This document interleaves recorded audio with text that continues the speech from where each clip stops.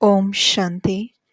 आज का वरदान है, योग द्वारा ऊंची स्थिति का अनुभव करने वाले डबल लाइट फरिश्ता भव। योग द्वारा ऊंची स्थिति का अनुभव करने वाले डबल लाइट फरिश्ता भव।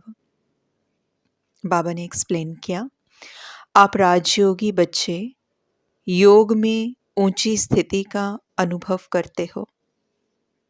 हठयोगी फिर शरीर को ऊंचा उठाते हैं। हम राजयोगी बच्चे योग में ऊंची स्थिति का अनुभव करते हैं और हठयोगी क्या करते हैं, अपने शरीर को ऊंचा उठाते हैं। आप कहाँ भी रहते ऊंची स्थिति में रहते हो, इसलिए कहते योगी ऊंचा रहते हैं। आपके मन की स्थिति का स्थान ऊंचा है क्योंकि डबल लाइट बन गए। वैसे भी कहा जाता है कि फरिश्तों के पांव धरनी पर नहीं होते। फरिश्ता अर्थात जिसका बुद्धि रूपी पांव धरनी पर ना हो, देह भान में ना हो। ऐसा भी कहा जाता है कि फरिश्तों के पैर धरनी पर नहीं होते। फरिश्ता अर्थात जिसका बुद्धि रूपी पांव धरनी पर ना हो, देह भान पे ना हो, पुरानी दुनिया से कोई लगाव ना हो। तो आज बाबा ने कहा कि डबल लाइट फरिश्ता हमें कैसे बनना है। उसके लिए बाबा ने एक एग्जाम्पल दिया, पहले तो कंपैरिजन करने के लिए कि दुनिया में जो हठ योग लोग करते हैं तो वो अपने शरीर को ऊंचा उठाते हैं, लेकिन जो राजयोगी है, जो राजयोग की विद्या बाबा ने हमें सिखाई है, उसका शरीर के साथ कुछ लेना देना नहीं है। लेकिन मैं ओरिजिनली जो आत्मा हूँ, जो खुद को भूल बैठी थी कि मैं कौन हूँ और देह में फंस गई थी, देह के अटैचमेंट्स में, संबंधों में, पोजेशंस में मैं फंस गई थी। तो उन सब से खुद को छुड़ाकर अपने आप को अपनी ओरिजिनल स्थिति में मुझे कैसे स्थित करना है और कैसे अपनी ओरिजिनल स्थिति में आकर के मुझे अपनी मन की स्थिति को ऊपर उठाना है, वो बाबा ने बताया कि ये योग के द्वारा ही आप महसूस करते हैं। इसीलिए कहते हैं योगी ऊंचा होता है, ऊंचा रहता है। डजंट मीन कि योगी अपने शरीर को ऊंचा उठा लेता है, लेकिन योगी के मन की जो स्थिति है वो उपराम है, वो ऊंची है। तो डबल लाइट बाबा ने कहा, तो इसीलिए बाबा ने कहा कि आप फरिश्ता बन जाते हैं। तो फरिश्ता मतलब कि जिनके पाँव धरनी पर नहीं है।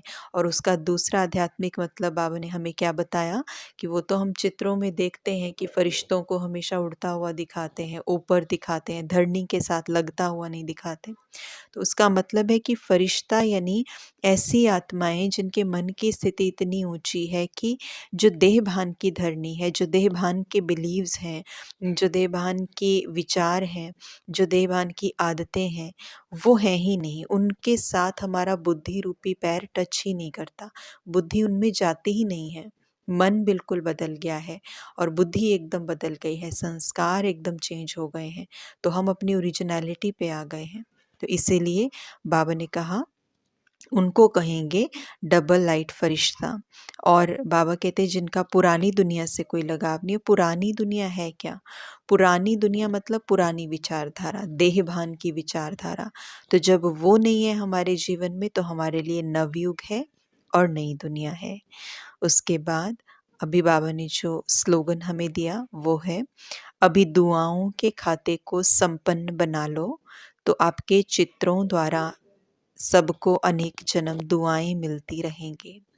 अभी दुआओं के खाते को संपन्न बना लो, तो आपके चित्रों द्वारा सबको अनेक जन्म दुआएं मिलती रहेंगी।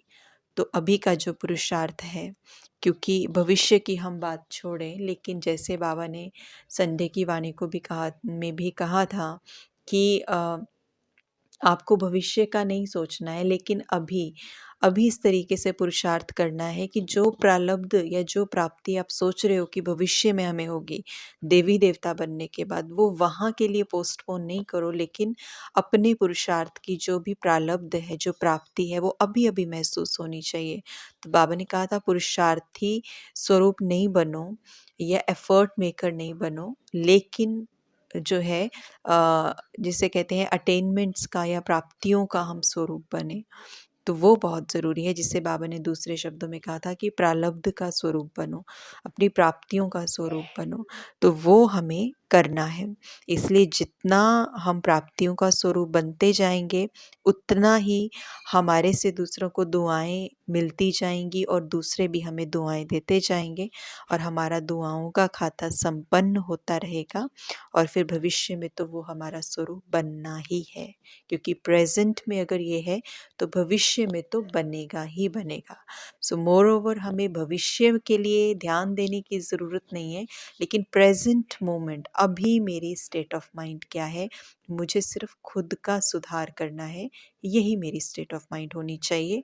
और उसके लिए मुझे अभी-अभी, जिसे कहते हैं कि प्राप्ति स्वरूप और प्रारब्ध स्वरूप का अनुभव करना है। ओम शांति।